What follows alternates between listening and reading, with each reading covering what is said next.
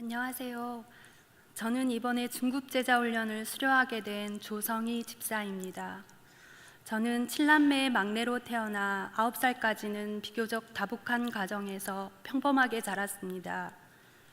그 후 갑작스런 아버지의 사망으로 결코 평범하지 않은 인생을 살게 되었고, 그로 인해 저는 많은 부분에서 달라지게 되었습니다. 특히 적극적이고 명랑하던 성격이 소극적이고 부정적인 성격으로 변하게 되었고, 졸업할 때까지는 있는 듯 없는 듯한 학교 생활로 아무런 존재감 없는 학창시절을 보냈습니다. 그렇게 각박한 서울살이를 하며 지내던 어느 더운 여름날에 마지막 기말을 준비하면서 까칠할 대로 까칠해져 있던 그런 어느 날이었습니다. 느닷없이 대문을 두드리는 소리가 저의 신경을 자극하면서 점점 세게 들려왔습니다. 누군가 빨리 나가서 저 시끄러운 소리를 멈춰주기를 바랬지만 꽤 긴 시간 동안 그 소리는 멈추지 않았고, 더 이상 참을 수 없었던 저는 까칠한 모습으로 대문을 부셔질 듯 열었습니다. 그리고는 세상 날카로운 목소리로 "누구세요?" 라고 물었을 때 무슨 일이 있었냐는 듯 너무나 아무렇지 않은 목소리로 "학생, 예수 믿고 천당 가야지" 라고 하는 것이었습니다.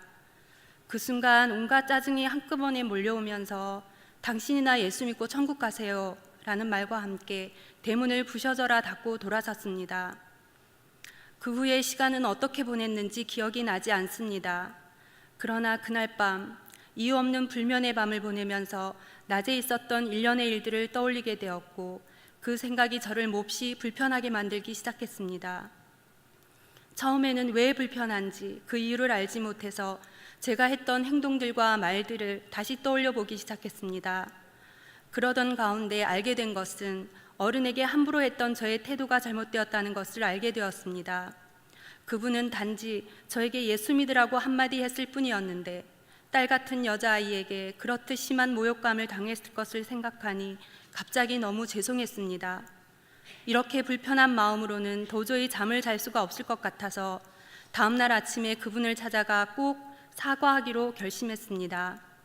하지만 저는 결심한 것을 지키지 못했고, 아주 오랜 시간이 지나 한 장로님의 도움으로 떨리는 마음을 가지고 첫 예배를 드리게 되었습니다. 세 아이의 엄마로, 작은 공방을 운영하는 직장맘으로, 맏며느리라는 버거운 자리까지 하루 24시간이 부족할 지경으로 바쁜 하루하루를 살면서 성경 공부는 늘 다음에 지금보다 좀 더 여유가 생기면 해야지 라고 마음의 짐으로만 남겨놓을 수밖에 없었습니다.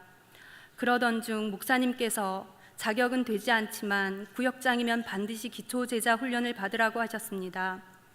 도저히 감당할 수 없을 것 같았지만 순종해야 한다는 생각만으로 시작하게 되었고, 시간과의 끝없는 전쟁과 과제와의 사투를 벌이면서 마침내 모든 과정을 마쳤을 때는 처음과는 달리 너무나 아쉬운 마음이 들었습니다. 그때 함께했던 훈련생들 중에는 중급제자 훈련을 바로 시작하려고 하는 분들이 계셨고, 아쉬움이 남았던 나도 담임 목사님의 구역장들을 위한 배려로 자격이 되지 않지만 중급제자 훈련을 받게 되었습니다. 저는 중급제자 훈련 과정 중 전심으로 복종하기를 통해서 순종과 복종의 차이를 확실하게 배우는 시간이 되었습니다. 순종이란 마음으로는 불평을 하면서도 겉으로 드러나는 모습과 행동으로는 따르는 것입니다. 이런 현상은 대부분 내 위에 세워진 권위자가 나와 다른 생각과 판단으로 일을 처리하거나 지시를 할 때 나타납니다.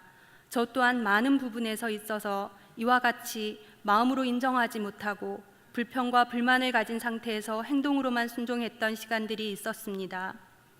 복종이란 행동만 하는 것이 아니라 보이지 않는 나의 마음 상태와 자세까지도 권위자의 생각과 판단을 온전히 즐거이 따르는 상태를 말하는 것임을 알게 되었습니다. 때로 정말로 권위자의 생각과 판단이 잘못된 것이라고 할지라도 나의 생각과 계획을 말을 할 때는 존중하는 태도를 잊지 말아야 하며, 그렇게 존중하는 태도로 말씀을 드렸다고 해도 권위자의 생각과 판단이 달라지지 않는다면 그것은 하나님께 맡겨야 한다는 것을 알게 되었습니다.